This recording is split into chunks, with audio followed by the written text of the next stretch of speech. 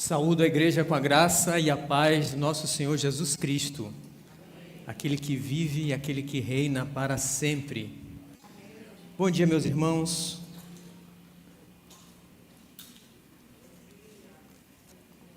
Bom dia, graça e paz.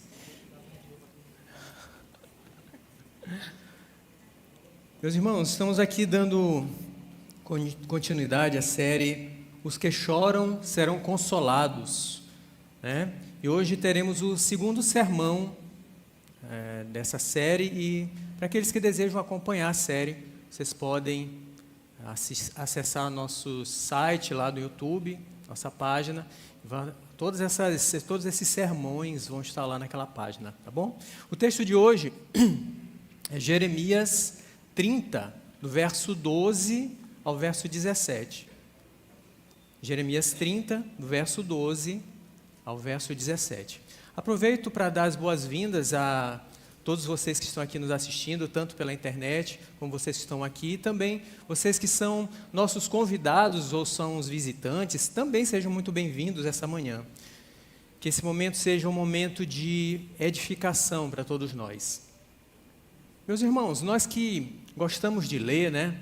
Essa leitura que nós fazemos das Escrituras, ela é muito interessante, porque é uma experiência viva. Não sei se vocês passam por esse tipo de coisa, que quando nós vamos lendo, nós vamos vendo as cenas que vão sendo apresentadas através da leitura.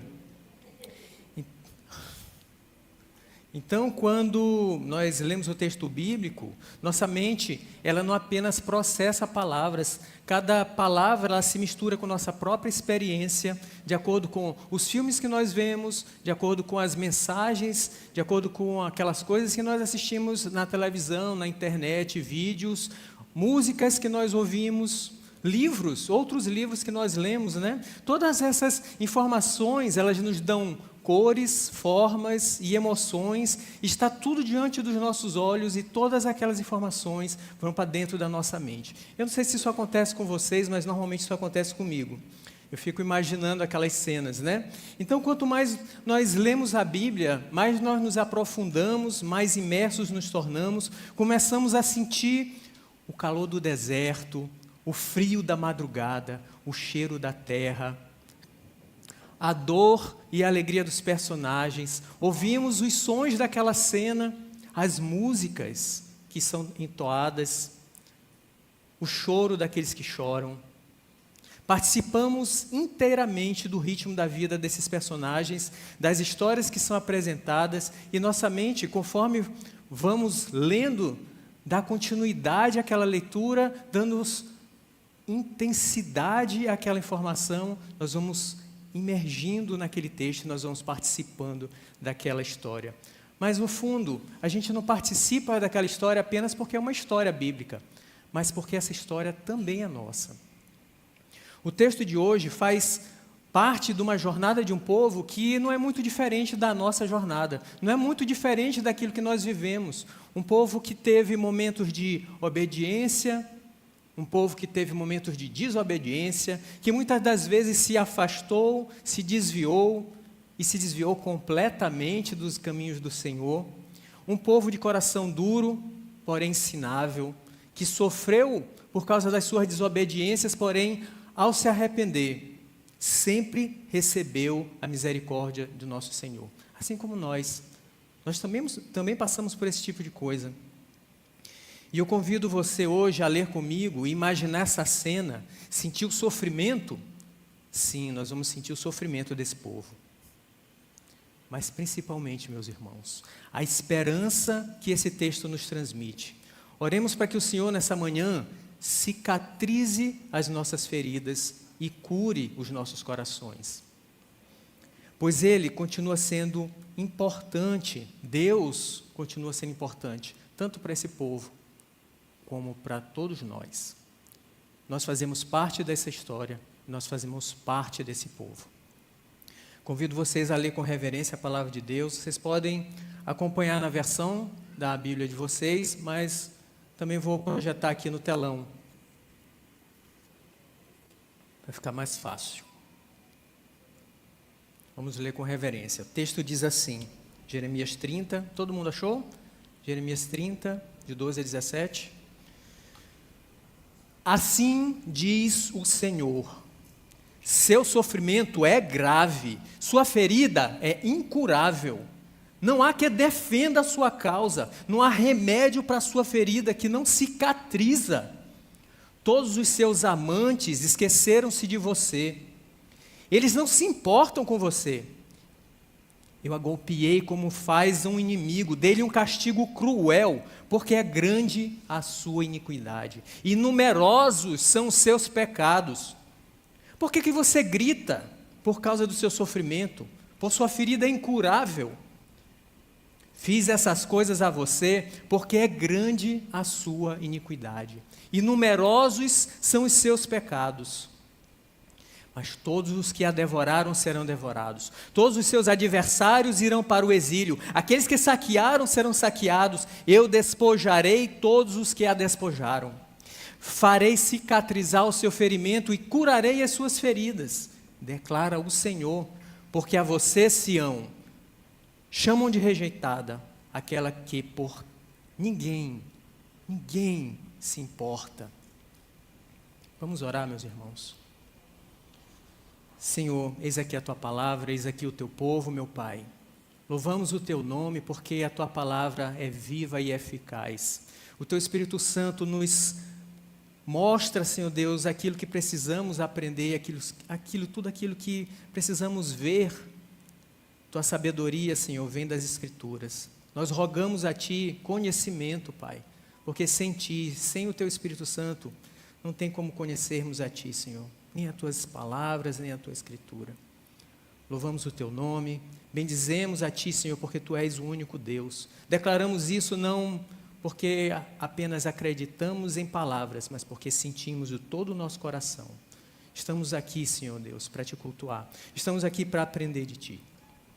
Louvado seja o Teu nome. Nos ensina, Senhor, essa manhã. Em nome de Jesus. Amém. Meus irmãos, ao lermos esse texto, nós percebemos que Jeremias agora ele se volta para ajudar, apresentando agora um panorama atual. Esqueci de passar aqui, tudo bem? Desculpa. Fica claro que Deus está tocando na ferida do povo, expondo sua condição espiritual de maneira direta e sem suavização. Há uma ênfase intensa nos pecados e mais obras daquele povo, do povo de Israel, povo de Judá. Palavras como ferida incurável, todos os amantes, castiguei como a um inimigo e povo pecador, demonstram a seriedade de Deus nessas palavras, a seriedade de Deus que estava tocando na ferida daquele povo. Deus pesa a mão, meus irmãos, sobre um povo que o abandonou e o traiu. Depositaram toda a sua confiança em nações estrangeiras, ao invés de buscar o refúgio do Senhor. Idolatrias, alianças políticas contrárias à vontade de Deus foram feitas, deixando o povo totalmente desprotegido e prestes a cair.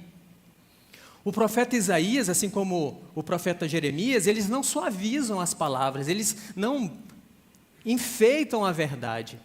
E vale destacar, é interessante, Isaías e Jeremias terminam com o mesmo radical, que em hebraico a gente lê Yahu, que aponta para o próprio Deus, Yahweh, o próprio nome de Deus. Isso indica que é o próprio Deus quem está falando através da boca daqueles profetas. O nome Isaías significa o Senhor é salvação, enquanto Jeremias pode ser traduzido como o Senhor estabelece ou o Senhor lança abaixo, refletindo assim tanto o juízo quanto a restauração que marcaram o seu ministério. Jeremias, ele não esconde nada, a gente percebe isso, dor é dor, ferida é ferida, pecado é pecado, mesmo sob pressão, sobre tudo aquilo que as pessoas esperam dele, por ele ser muito jovem, ou não esperam dele, mas ele não alivia. A mensagem que vem de Deus, ele entrega. Apesar de toda a dor que carrega, e toda a dor que carrega aquelas palavras. O texto deixa claro que a disciplina de Deus sobre Israel veio porque eles estavam envolvidos em duas formas abrangentes de pecado: a confiança em alianças políticas, em vez de confiar no Senhor, e numa corrupção ética e moral. Nós vamos ver isso. O primeiro é evidenciado pelo fracasso dos seus aliados. Quando eles precisaram daqueles aliados, eles saíram e deixaram Israel à mercê de toda aquela guerra. E o segundo diz respeito a questões de justiça, honestidade e pureza. Se vocês ainda estiverem com as Bíblias de vocês abertas, abram em Jeremias, volta só um pouquinho, Jeremias 7, do verso 5 ao verso 8. Jeremias 7, de 5 a 8, diz assim: mas se vocês realmente corrigirem a sua conduta e as suas ações, e se de fato tratarem uns aos outros com justiça, se não oprimirem o estrangeiro, o órfão e a viúva, e não derramarem sangue inocente neste lugar, e se vocês não seguirem outros deuses para a sua própria ruína, então eu os farei habitar neste lugar, na terra que dei aos seus antepassados, desde a antiguidade e para sempre. Já dá para perceber aqui, meus irmãos, que se o povo está saindo daquela terra, é porque não fizeram o que Deus havia dito para fazer. E o verso 8 diz: mas vejam, vocês confiaram em palavras enganosas e inúteis. Percebam que essas transgressões, elas representavam uma quebra de aliança com Deus. Dá para perceber. O trecho de Jeremias 30, de 12 a 17, se refere principalmente ao reino de Judá, ou o reino do sul, como nós também podemos ver. Pois Jeremias profetizava principalmente aos judeus que viviam em Jerusalém e em Judá. No entanto, o contexto mais amplo do capítulo 30, Deus promete restauração para todo o povo de Deus, mencionando tanto Judá quanto Israel, que é o reino do norte. Especificamente nesses versículos, a mensagem de julgamento e restauração está mais focada em Judá, pois é o reino que ainda estava ali naquela ocasião, que enfrentava o cerco babilônico. Pois Israel, o reino do norte, já havia sido levado em cativeiro já há aproximadamente 100 anos atrás, como nós podemos ler em 2 Reis 17, de 5 a 6, 2 Reis 18, de 9 a 12, 1 Crônicas 5, 26 e Oséias 13, 16. Mas a promessa de cura e restauração, vista no contexto do capítulo 30 e capítulo 31, se estende a todo o povo de Deus, unindo novamente Judá e Israel na esperança de uma restauração futura. O povo, meus irmãos, estava doente, espiritualmente ferido, abandonado à própria sorte e à beira da morte. O povo que antes era forte, agora estava fraco, sem forças. Eles haviam deixado para trás a única fonte que eles tinham de vida, a única fonte de esperança, a única pessoa que poderia tirar eles daquela situação, o próprio Deus. E a consequência dessa desobediência, a consequência de toda essa idolatria e essa traição, agora seria, logicamente, a morte. E pior ainda, ninguém parecia se importar. Todas essas nações que antes estavam em conluio, estavam conversando, agora não se importam mais. Sabe, isso parece muito com os dias de hoje. As pessoas não estão muito preocupadas com o povo de Deus. Nós vemos que cada dia mais nós somos oprimidos, cada situação que temos passado, as pessoas não estão interessadas em nós. Ninguém se importa. Está todo mundo comigo até aí? Maravilha. O tema dessa manhã, meus irmãos, é a ferida incurável tem cura. E para facilitar o entendimento do texto, eu dividi ele em 3 pontos. A gravidade da ferida, nós vamos ver quão grave essa ferida era, as consequências desse pecado e a promessa de restauração. Versos 12 ao verso 13, versos 14, versos 15 e 16 a 17, respectivamente. Então vamos entrar no texto.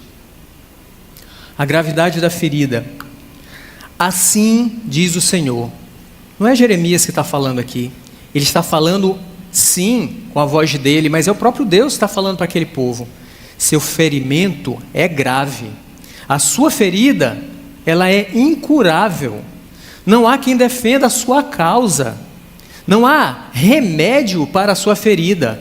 Não há remédio para a sua ferida e ela não cicatriza. Essas palavras, elas colaboram para a nossa percepção de desesperança.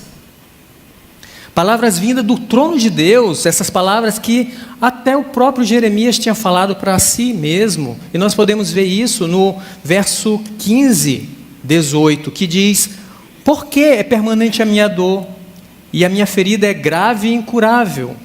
Por que te tornastes para mim como um riacho seco, cujos mananciais falham? O próprio Jeremias já tinha falado isso para si próprio, falando de ferida, falando de grave doença que nada se curava. E ainda como o próprio povo já havia falado em Jeremias 10, 19, que diz: ai de mim, estou ferido, o meu sofrimento, o meu ferimento é incurável. Apesar disso, eu dizia: esta é a minha enfermidade e tenho que suportá-la. Percebam, meus irmãos, que através desse texto, o povo, ele não estava ali sofrendo porque, por que será que Deus está fazendo isso comigo? O povo sabia o que eles estavam passando. O povo sabia o que eles tinham feito. Assim como nós, muitas das vezes, por que Deus está me punindo, me chamando a atenção? Nós vamos ver isso daqui a pouco. Por quê? Será que nós estamos de inocente ou nós sabemos a gravidade dos nossos pecados? O povo sabia, meus irmãos, o que estava acontecendo. Judá estava sitiada pela Babilônia, sem comida, sem suprimentos, sem esperança. O cenário é frio e desolador. As palavras, elas dão tom a esse sofrimento. Ferida grave, incurável, sem remédio, sem cura. Para trazer cores, ainda que em preto e branco, e dar formas a essa situação, podemos compará-las às cidades que têm tempos de guerra, como, por exemplo, Mariupol, da Ucrânia, em 2022. Nós podemos ver, através da televisão, o medo no rosto daquelas pessoas, o sofrimento, a escuridão das ruas desertas, a poeira levantada por causa das explosões. Como Jerusalém, ali não era muito diferente. Cortaram água, cortaram comida, cortaram toda a esperança daquele povo. O som da guerra ecoa no texto. Não sei se vocês conseguem perceber isso. Judá está sitiada, nos faz ouvir o barulho das tropas, o ruído da guerra, os gritos dos famintos. O cheiro da morte paira no ar. O silêncio da cidade abandonada é tão profundo quanto a sua dor. A fome, as doenças, o desespero se tornam visíveis quando nós lemos logo esse primeiro texto, logo esse primeiro versículo. A aflição não é um conceito. Podemos senti-la, podemos tocá-la, podemos enxergá-la na miséria de um povo que está lançado à sua própria sorte. No verso 13, reforça a retirada de qualquer esperança. Não há quem defenda a sua causa. Não há remédio para a sua ferida que não cicatriza. Existe uma versão na NEB que traduz esse verso B do versículo como a nova pele que não pode crescer, ilustrando uma ferida aberta, ilustrando que é impossível ser restaurada. Nós sabemos que existem feridas que ficam abertas o tempo todo, que não é restaurada na pele, e é o caso. Só que nesse caso, não existe como ser restaurada por mãos humanas. Não há ninguém que possa ajudar. Percebam que esse verso aprofunda o desespero da nação. Além de toda a calamidade, não há ninguém para que eles possam socorrer. Não há para quem eles possam gritar. Não há ajuda, não há solução, não há socorro humano possível, e ainda sugere que não existe nenhum advogado nas cortes do céu. A nação de Judá não tinha quem defendesse sua causa, e o único a quem eles poderiam chamar ou clamar, levantar os olhos, como diz o o salmista eleva os olhos para os montes, de onde virá o meu socorro? O meu socorro vem do Senhor, que fez os céus e a terra. Esse Deus Todo-Poderoso, esse Deus que fez o céu e a terra e tudo que a gente pode ver, esse Deus Todo-Poderoso, aquele que poderia salvar Judá, era o próprio Deus que estava afligindo aquele povo. E com razão, o povo realmente merecia esse sofrimento, porque o texto mesmo diz, por causa da multidão dos seus pecados. E qual a consequência, meus irmãos, de tudo isso? Nós vemos isso nos versos 14 e 15. Todos os seus amantes, pesado isso, né? Esqueceram-se de você. Eles não se importam com você. Eu a golpeei como faz um inimigo. Dei-lhe um castigo cruel, porque é grande a sua iniquidade e numerosos são os seus pecados. Por que você grita por causa do seu ferimento? Por causa da sua ferida incurável? Fiz essas coisas a você porque é grande a sua iniquidade e numerosos são os seus pecados. Vejam como o texto repete, numerosos são os seus pecados. O povo, ele sabia que estava pecando. O povo não estava ali de inocente. Percebam, meus irmãos, que o sofrimento de Judá, ele não era apenas físico, mas também moral e político. O verso 14 nos coloca diante de uma amargura irônica. Aqueles em que o povo tinha colocado toda aquela sua confiança, agora tinha abandonado o povo. Vejam, 14, todos os seus amantes esqueceram-se de você, eles não se importam com você. Segundo Thompson, essa palavra amantes, mencionada no verso 14, refere-se aos aliados políticos de que Judá havia buscado, e que esqueceram e não foram mais buscar eles, largaram ele de mão. Especialmente o Egito e Edom, que prometeram um apoio, mas no momento crítico o abandonaram. Isso está registrado em Jeremias 27:3 e Obadias 9:14. O Egito, em particular, incentivou Judá a se rebelar contra a Babilônia várias vezes. Nós podemos ver isso em Jeremias 37:5-7 e 2 Reis 18, de 19 a 21. No entanto, quanto o exército egípcio tentou enfrentar os babilônios em aproximadamente 588, ele foi derrotado e fugiu, deixando Jerusalém sozinha. E logo em seguida, Jerusalém cai. Palavras como eu a golpeei como faz um inimigo e dei-lhe um castigo cruel, refere-se a essas derrotas nacionais. A devastação e a perda da soberania ocasionada pela invasão inimiga, mostrando que a ruína de Judá, ela não veio por acaso. Nós já vimos isso, confirmando o que havíamos já conversado, que Deus, ele não era apenas um espectador passivo, mas o próprio agente da disciplina. Nós vamos ver isso também um pouquinho mais tarde. O Senhor também não tinha sido injusto em permitir essa calamidade, né, que viesse sobre o povo. Não estava sendo injusto de Deus. A força do castigo era proporcional à grandeza do seu pecado. Vejam no verso 15, porque é grande a sua iniquidade e numerosos são os seus pecados. Nós conseguimos perceber isso. O verso 15 ainda diz como a gente pode sentir a dor daquele povo. É muito claro. Por que você grita por causa do seu sofrimento? O povo estava gritando, o povo estava sofrendo. E Deus está dizendo, por que você está gritando? Muitas das vezes acontece com a gente também. Por que a gente fica esperneando, falando com Deus, gritando com Deus, dizendo, Senhor, por que está acontecendo isso comigo? Mas no fundo você sabe. Eu sei, nós sabemos. E todo o povo sabe. A sua ferida é incurável nesse caso. Ou como sugere uma outra tradução, diz assim, por que gritas? Esse por que gritas sugere que era incorreto reagir dessa maneira, visto que esse gritas era normalmente recorrer ao Senhor, buscar o Senhor em oração, ou buscar Ele em louvores, e buscar de alguma forma. O povo, depois de um tempo, começou a gritar sim, estava sofrendo, estava apanhando, estava sendo ruim. A gente percebe isso pelo enredo que trouxemos até agora. Esse sofrimento tinha vindo do próprio Senhor. e não podia ser evitado. Deus então faz essa pergunta a Judá, que se retorcia e gritava de dor por causa da punição que estava sofrendo.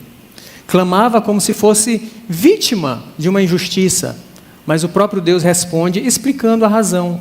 Veja, fiz essas coisas a você porque é grande a sua iniquidade e numerosos são os seus pecados. A ideia de ferida incurável nos remete à natureza profunda e irreversível do pecado de Judá. Não era uma mera fraqueza, não era um momento de deslize, como às vezes acontece conosco. Senhor, de novo, isso aqui, mas eu me arrependo. Não, da ideia de continuidade. O povo, depois de um tempo, ele se acostumou a fazer esse tipo de coisa, a pecar e a abandonar Deus, não buscar mais a Deus. Foi isso que aconteceu. O povo se esqueceu de Deus completamente. A nação tinha se desviado dos planos do Senhor. Estava doente e suas condições exigiam o quê? Disciplina.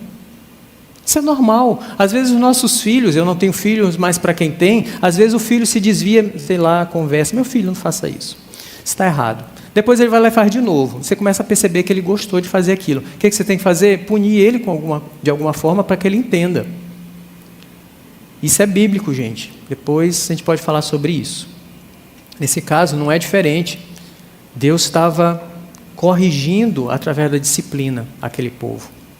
Judá depositou sua confiança nas alianças políticas e nos falsos deuses, mas no momento da crise descobriu que estava sozinha. Estamos sem amigos, estamos sem aliados. E agora? Estamos sem Deus. Porque Deus não ouvia as preces deles. O que restava agora era o juízo. Tem uma frase, meus irmãos, que diz que plantar é opcional, mas colher é inevitável.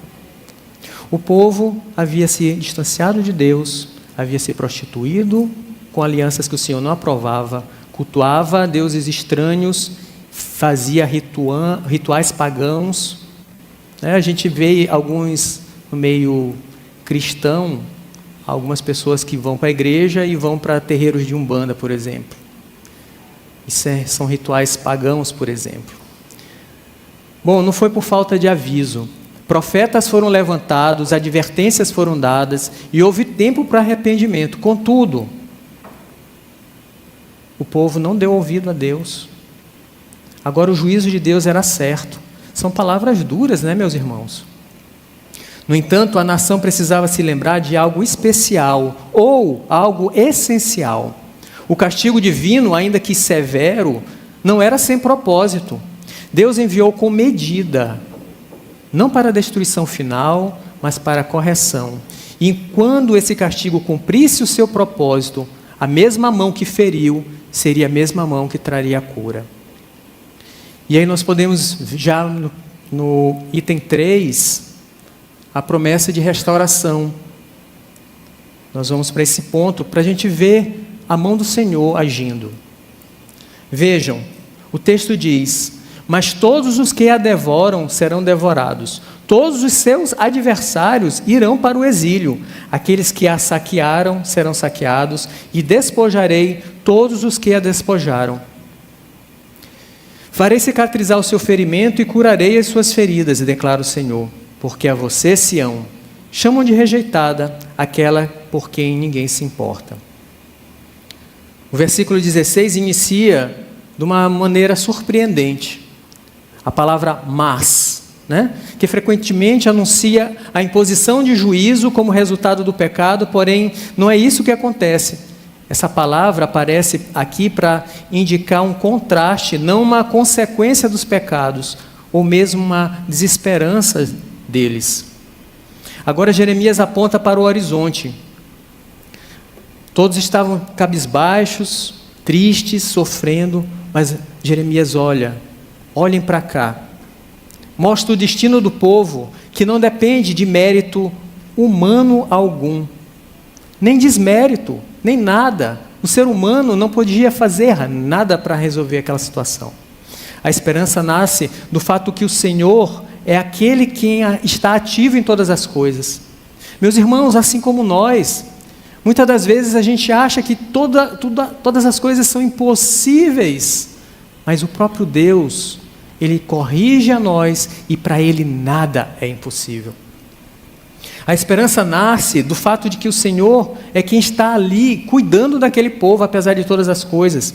É Ele quem agirá para defender o seu nome e também daqueles que Ele ama. Todos os que a devoram serão devorados.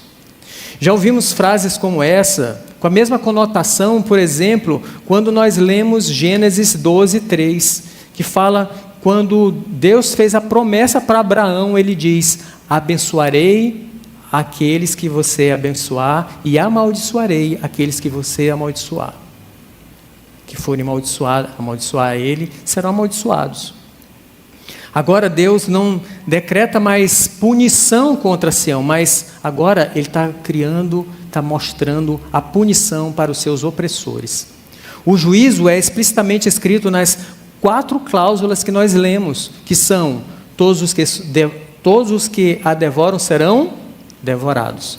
Todos os seus adversários irão para o exílio. Aqueles que a saquearam serão saqueados. E despojarei todos os que a despojaram. Esse julgamento segue o princípio de equivalência. Assim como os inimigos de Judá os exilaram, saquearam, mataram, despojaram, a mesma coisa será para eles. Eles receberão o mesmo destino.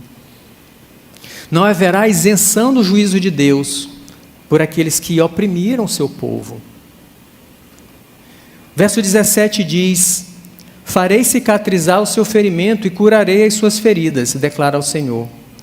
Essa declaração de Deus ao seu povo faz o nosso coração encher de esperança. Enfim, as cenas em preto e branco agora começam a se colorir. O som que antes era um eco sombrio de dor e lamento, agora se transforma na leveza de uma manhã ensolarada.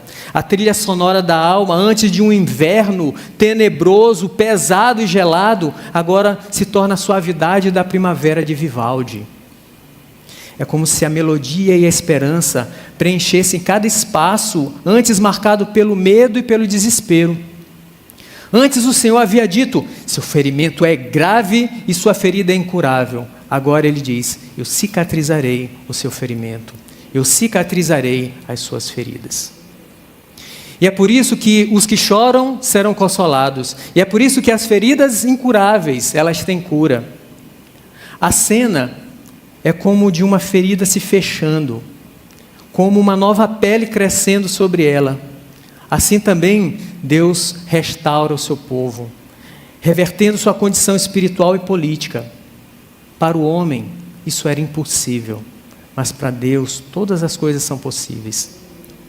Podemos perceber o amor e o ciúme que Deus tem pelo seu próprio povo e pelo seu próprio nome. Ele não consegue manter todo esse ridículo exposto a esse povo e ao seu próprio nome por muito tempo. Todo esse escárnio dos seus inimigos contra aquele povo não podia ser mantido. Vejam, verso 17, parte B. Porque a você, Sião, chamam de rejeitada aqueles por quem ninguém se importa. Quem está dizendo isso, que ninguém se importa, são as pessoas que abandonaram Sião. Ninguém se importa com vocês, que morram.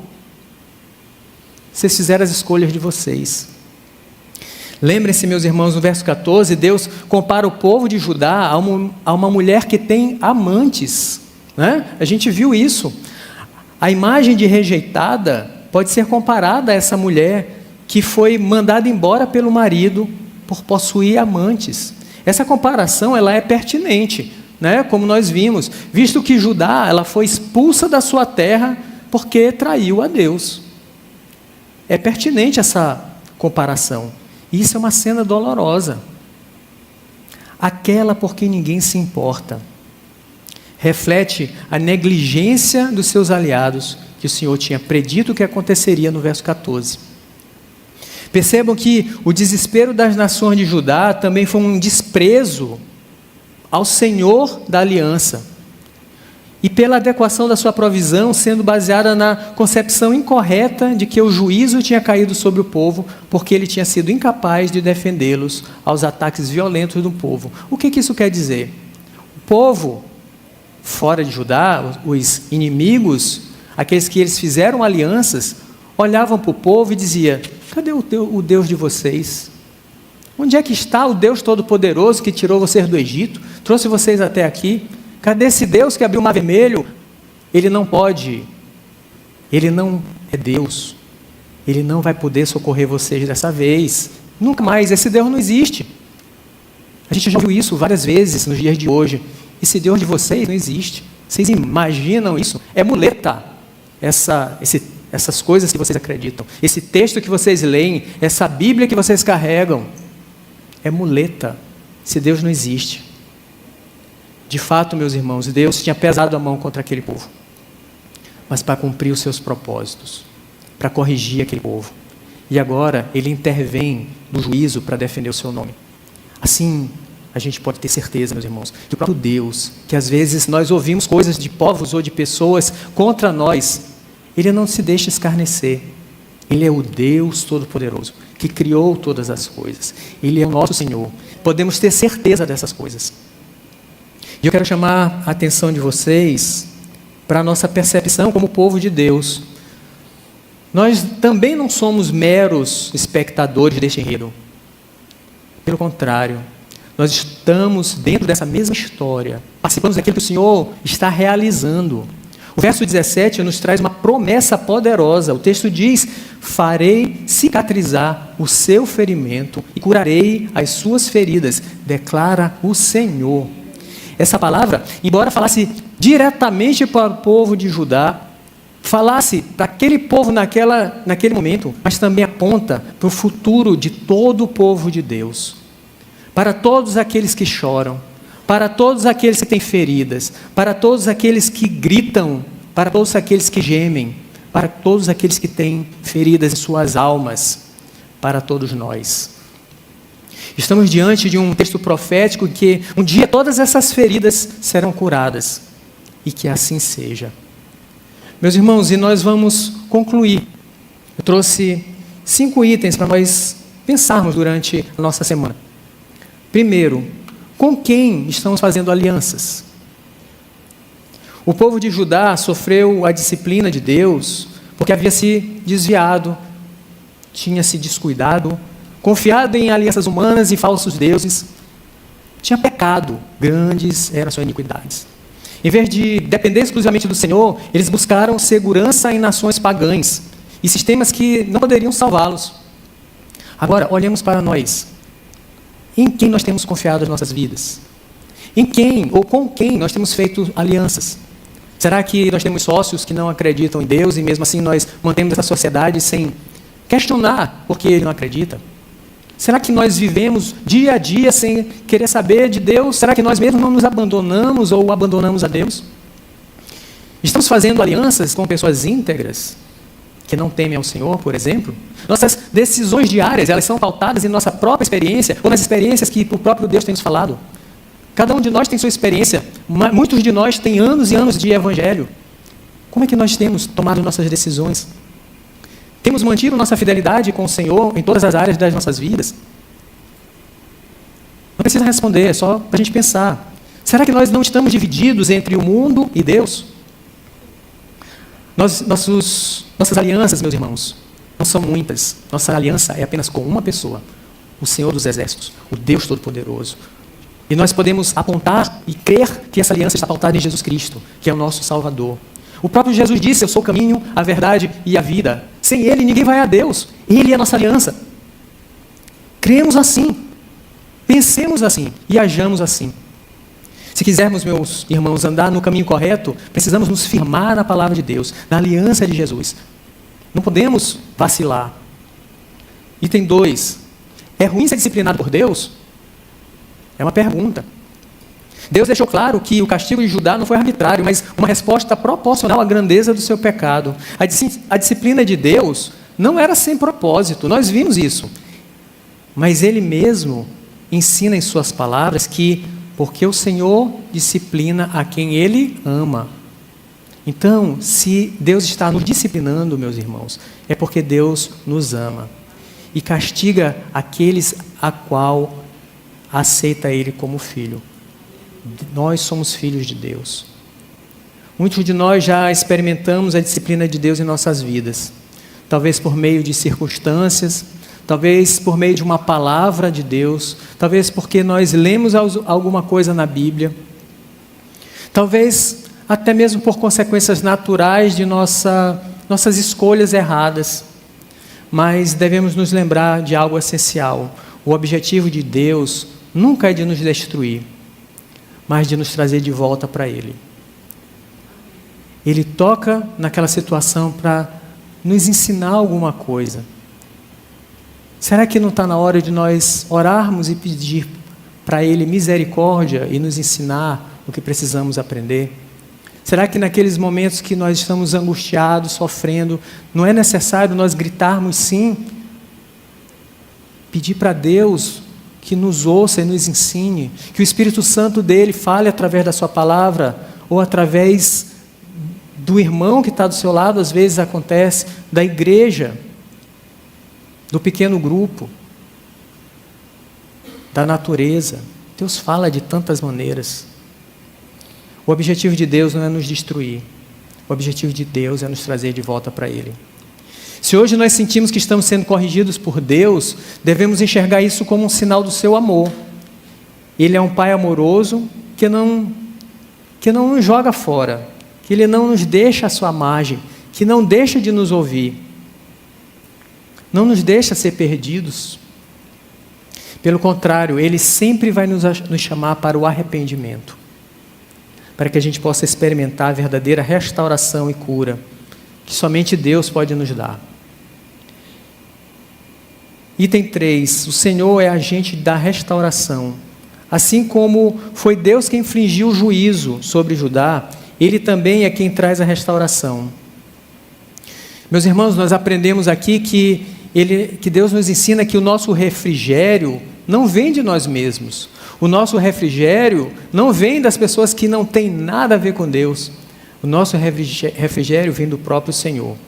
Ele é o justo juiz que corrige, mas Ele também é o Pai amoroso que restaura. Nós sabemos disso. Se estamos passando por alguns momentos difíceis ou tempos difíceis, podemos ter certeza que temos esperança que esse Deus vai nos ajudar a sair dessa situação, vai restaurar aquela situação, vai nos tirar toda a dor. A dor não é um ponto final. A dor não é um ponto final para aqueles que creem em Jesus. O salmista diz: o choro pode durar uma noite, mas a alegria vem pela manhã.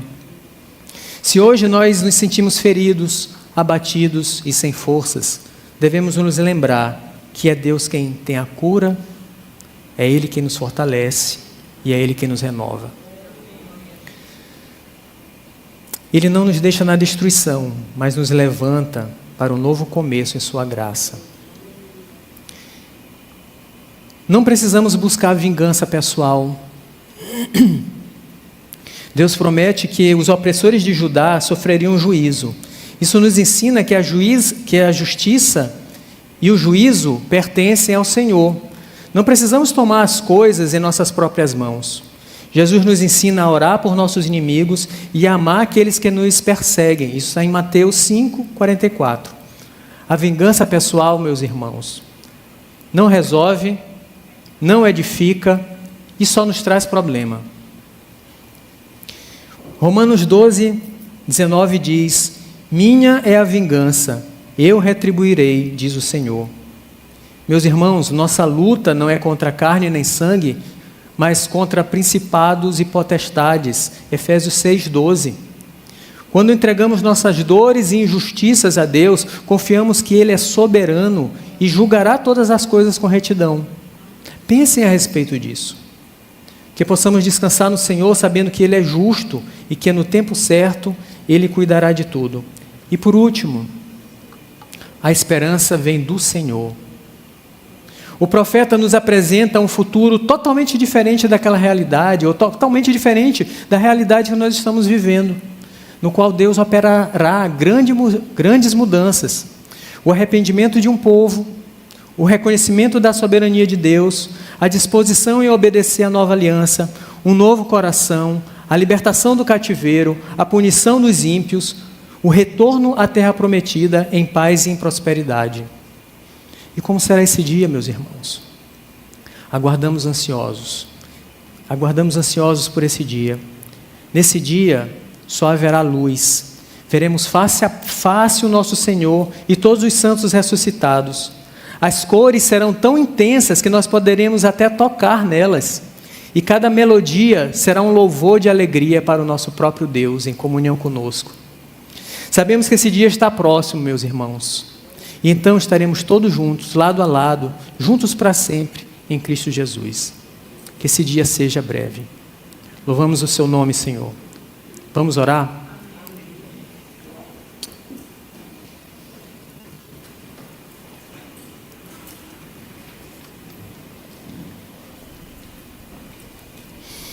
Senhor nosso Deus e Pai, te louvamos, Senhor, porque Tu és esse Deus que nos dá esperança. Tu és o Deus que corrige, Senhor Deus, mas que nos ama. Nós apresentamos a Ti, Senhor Deus, todo o louvor e gratidão que temos. Colocamos também as nossas tristezas, os nossos desafios, as nossas necessidades aos Teus pés. E sabemos que somente Tu, Pai, podes cuidar de todas essas coisas. Estamos aqui, Senhor Deus, reunidos em Teu nome, porque cremos na Tua palavra. Às vezes a Tua palavra é dura, mas sabemos que há esperança nelas. Às vezes não entendemos o que passamos, mas temos certeza que um dia estaremos todos reunidos, sabendo que Tu nunca nos abandonastes. Louvamos o Teu nome, te bendizemos, Senhor, porque Tu és o Deus Altíssimo, a qual nós cremos e louvamos. Muito obrigado, Pai, por mais esse dia. Muito obrigado pela Tua palavra. Senhor, que Teu Espírito Santo nos dê entendimento e sabedoria. Todos os momentos da nossa vida em que nós Te buscarmos, olhe para nós, Senhor Deus. Não vire o Teu rosto. Sê conosco, Senhor, porque precisamos de Ti. Somos impotentes, mas Tu és o Deus Todo-Poderoso. Louvamos a Ti, Senhor. Glórias a Ti. Amém.